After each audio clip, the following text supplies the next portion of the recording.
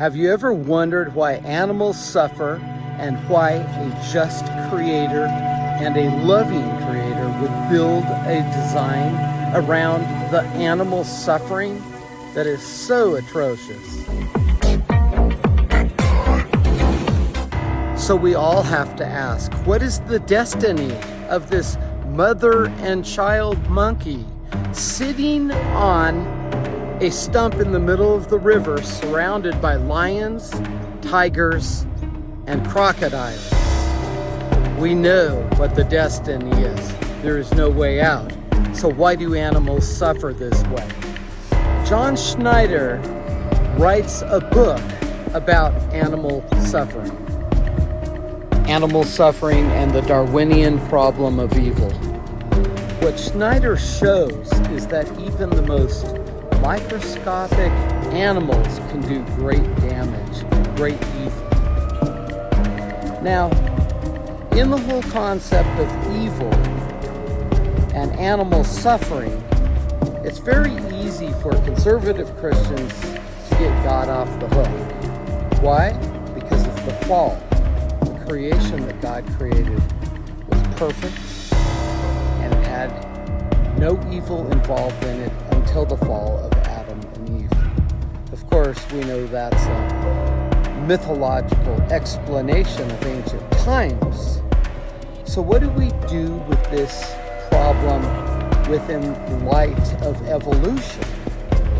Well, the God of evolution seems to be immune to the fact that animals will suffer and really doesn't care that animals suffer, but suffering is built in to the evolutionary cycle.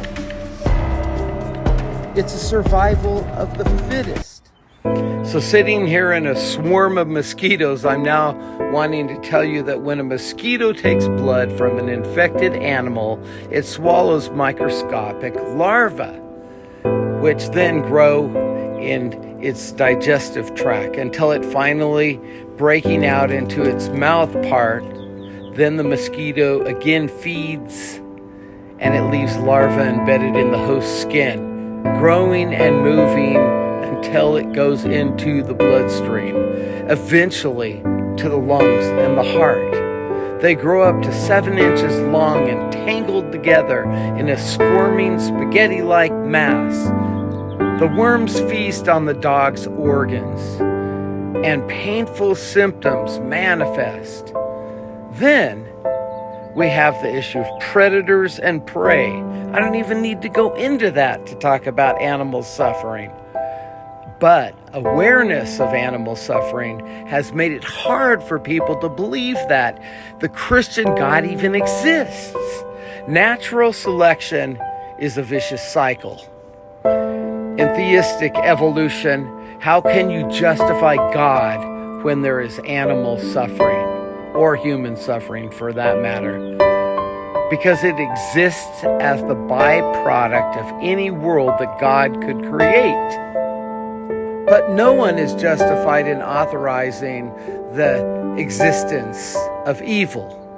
But in case one defeats the evil by integrating it into a greater whole, Schneider suggests that that very trajectory justifies God in Theodicy, as it is without the evil part. The evil doesn't become a good. However, it's changed into a good making part of the whole life of a person, for instance. And in the age of science, the creation and fall narratives of the Yahwistic or J source in Genesis 2-3 cannot justify God in light of animal suffering.